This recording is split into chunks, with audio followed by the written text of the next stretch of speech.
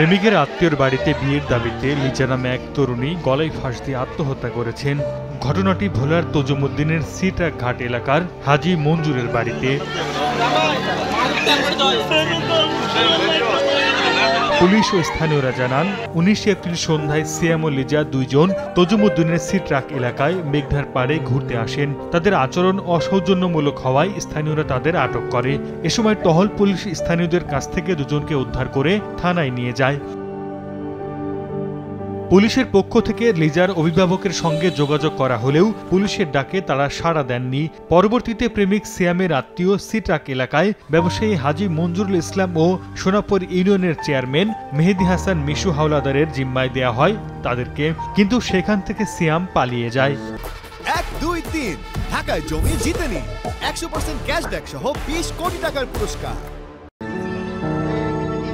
এদিকে রোববার সকাল ৯টায় জিম্মাদার হাজী মঞ্জুরের বাসা থেকে গলায় ফাঁস দেওয়া অবস্থায় লিজার মরদেহ উদ্ধার করে পুলিশ। তজুমুদ্দিন সার্কেলের সহকারী পুলিশ সুপার মাসুম বিল্লাহ জানান, প্রাথমিকভাবে ঘটনাটি আত্মহত্যা বলে ধারণা করা হচ্ছে। ময়নাতদন্ত শেষে এ ব্যাপারে আইনগত ব্যবস্থা নেওয়া হবে বলে জানায় পুলিশ।